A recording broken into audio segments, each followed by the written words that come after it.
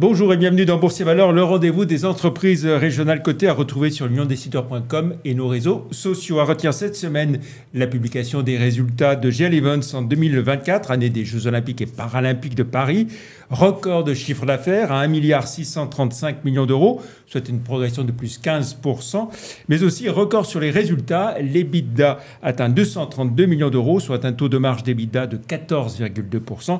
Et le bénéfice net part du groupe ressort à 77 millions en progression de plus 20%. Grâce à quoi GL Events va proposer un dividende de 90 centimes d'euros par action en hausse de 29% par rapport à l'année précédente.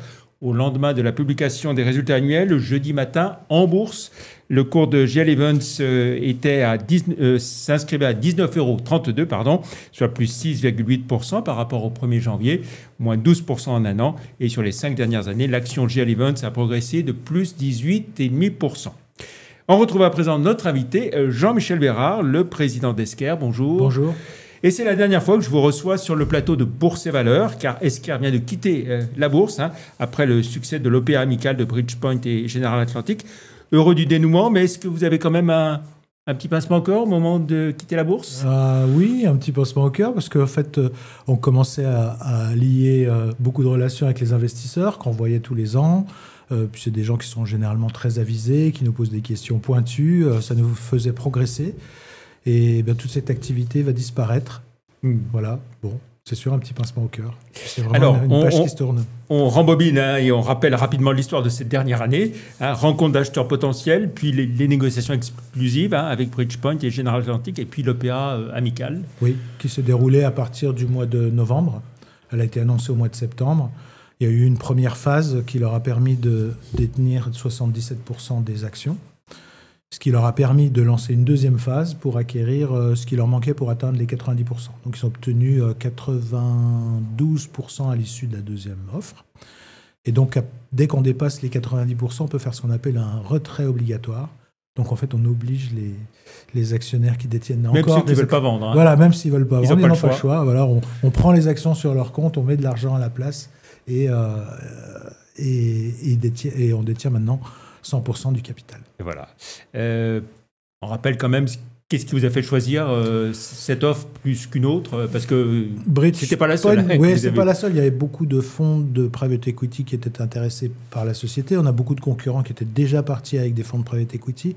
Là, on a trouvé chez Bridgepoint un fonds, non seulement dont le responsable de la technologie basé à Paris, un Français, et c'est une structure qui comprend bien notre métier, bien notre secteur d'activité et avec lequel on s'entend très bien. Voilà, donc ça s'est passé comme ça. Voilà, alors ce qu'il faut dire, c'est que vous-même, et les principaux dirigeants, vous réinvestissez aux côtés des nouveaux actionnaires ? Oui, alors j'ai cédé 40% de ce que je détenais dans Esker et j'aurais investi 60%, ainsi que mon frère qui est à la R&D et le directeur général de la société. Et puis, ce qu'il faut dire aussi, c'est que donc, la stratégie, c'est quoi ? Accélérer encore, conforter la croissance et le développement d'Esker. Pour faire simple, nous sommes habitués depuis une quinzaine d'années à une croissance moyenne de 14-15% par an, ce qui nous fait doubler notre chiffre d'affaires tous les 5 ans. Et là, ce que Bridgepoint souhaite, c'est qu'on atteigne des croissances comprises entre 20 et 25%. Ce qui, normalement, avec l'amélioration d'autres ratios, comme le cash ou la marge, devrait leur permettre de tripler la valeur de la société en 5 ans. Voilà. Donc l'ambition à terme, c'est ça ? C'est ce que vous dites dans 5 ans 5 ans, oui, c'est ça. 500 millions d'euros de chiffre d'affaires avec un gros EBITDA et beaucoup de cash. Alors, rapidement, retour sur une très bonne année 2024. Vous ne serez plus obligé maintenant de publier, mais là, vous nous l'avez donné quand même, oui. Un chiffre d'affaires de 205 millions d'euros. Voilà, historique. Historique, c'est un record. Et un record en prise de commande également, puisqu'on a rentré 25 millions d'euros de revenus annuels récurrents sur l'année 2024, en progression de 20% par rapport à l'année précédente. Donc une excellente année. On est poussé par la dématérialisation d'une manière générale, beaucoup par l'e-invoicing, et puis de plus en plus récemment par tout ce qui est intelligence artificielle. Voilà, oui, parce qu'on va rappeler, oui, votre métier, c'est tout ce qui est processus l'automatisation des processus de gestion. Voilà. Donc la prise de commande, la facturation client, la facturation fournisseur. Il s'agit de reconnaître les documents, savoir les comptabiliser au bon endroit, interagir maintenant avec les fournisseurs par le biais de chatbots, enfin oui, ce genre d'activité. Voilà, avec une activité qui se fait très largement à l'international, beaucoup sur le continent nord-américain. Beaucoup aux États-Unis, oui, 42% du chiffre d'affaires est réalisé là-bas. La France, c'est 33%, le reste de l'Europe, c'est 25%, puis on a une petite part Asie aux alentours de 7%. Et là, vous allez pousser les feux partout? Pas forcément partout. Le fonds a repéré qu'on était quand même relativement en dessous du potentiel en Allemagne et en Angleterre. Et puis les États-Unis, ça les fait rêver. Donc en fait, oui, ce sera surtout un triptyque Allemagne, Angleterre, États-Unis. Voilà. Et puis on le dit, 2025, c'est une nouvelle aventure, mais c'est aussi l'année des 40 ans d'Esker. 40 ans, la société que j'ai créée en 1985 à Villeurbanne, là toujours. Nous étions 2 à l'époque, sans idée, juste la volonté de devenir un éditeur de logiciels. Et puis on a pas mal souffert pendant quelques années et on a trouvé l'idée qui nous a vraiment propulsés à la fin des années 80, 89, 90. Ça nous a propulsés jusqu'en 2000. Ça nous a permis d'acheter des sociétés concurrentes aux États-Unis. Notre marché de base s'est effondré, mais on en a rebondi sur un autre, qui est celui de la dématérialisation dont j'ai parlé. Et depuis les années 2010, on est en croissance continue.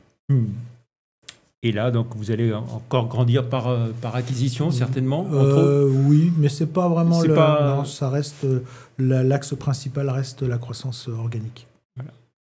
On va rappeler combien de personnes chez Esker? On a franchi la barre des 1100 personnes le mois dernier. Voilà, la moitié à Lyon, 550, 600. Et puis le reste distribué dans divers pays du monde avec un gros groupe aux États-Unis. On doit avoir 300 personnes là-bas. Très bien. Eh bien, bravo, félicitations. Merci. Pour finir, on va jeter un œil une dernière fois à votre parcours en bourse, jusqu'à votre départ de la cote. Alors, il y a eu un dernier cours coté de 277 € l'action, mais l'OPA était à 262, donc ça ne servait à rien de... Non, je pense qu'il y a des gens qui parient un peu, qui ont parié certainement sur l'échec de l'offre ou quelque chose comme ça. Voilà. Alors, 277, ça représentait un gain de 6,3% par rapport au 1er janvier, mais l'important surtout, c'était plus 78% en un an, 161% en 5 ans. Et depuis votre entrée en bourse, alors... faut faire le calcul, mais on est rentré en bourse à 24 €, si je me souviens bien, et là, on est racheté à 260 €, donc... Plus de x10, oui. Plus de x10, oui. Et voilà. Et le rachat valorisait la société à 1,6 milliard d'euros. 1,6 milliard. Voilà.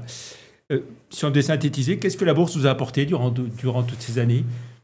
La bourse, c'est ce qui nous a permis de... Et si vous aviez un message pour des entreprises qui pourraient être tentées par une introduction La bourse, c'est ce qui nous a permis en fait, de réussir nos acquisitions aux États-Unis, parce qu'en fait, quand on a des titres cotés, on peut en créer. Et ça a une valeur marchande. Donc, en fait, on n'a pas besoin d'aller chercher des prêts bancaires ou d'autres instruments financiers. En utilisant ses propres titres, on peut payer des acquisitions relativement chères, puisqu'on en a acheté une qui faisait à peu près notre taille. C'est la toute dernière qu'on a achetée dans les années 2000. Ça nous a permis de financer notre croissance. Et puis, les avantages de la bourse, c'est la liberté pour l'entrepreneur. En gros, l'actionnaire est content de votre travail, il achète des titres. Il est mécontent de votre stratégie ou de vos résultats, il les vend. C'est la seule pénalité, entre guillemets, qu'on peut avoir. Je sais que nous, quand on a dû se réinventer à la fin des années 2000, notre cours était à 2 €. On avait très peu d'actionnaires qui s'intéressaient à nous. Ça nous a permis de nous restructurer, de nous réinventer silencieusement. Et puis de revenir doucement sur le marché, avec les résultats. Voilà, donc si vous aviez un message à donner à une entreprise qui s'interroge, qui est tentée ou qui hésite à franchir le pas d'aller en bourse, moi, franchement, je suis un gros fan de la bourse. Là, je la quitte, comme je vous l'ai dit, un peu avec regret. Il y a beaucoup de gens qui tournent dans cet écosystème, qui posent beaucoup de questions, qui s'intéressent à ce qu'on fait, qui donnent des conseils gratuits. Et ça fait grandir. Et on peut toujours trouver de l'argent, en fait. Voilà. Merci même beaucoup. en temps de crise. Merci beaucoup, Jean-Michel Bérard, président d'Esquerre. Bon vent et plein succès pour la suite. On continuera de vous accueillir sur ce plateau, mais ce sera dans d'autres émissions. Et okay. dans les colonnes, bien sûr, de l'Union Décideur. Bonne fin de semaine et puis à la semaine prochaine pour une autre émission. Merci, au revoir. Merci.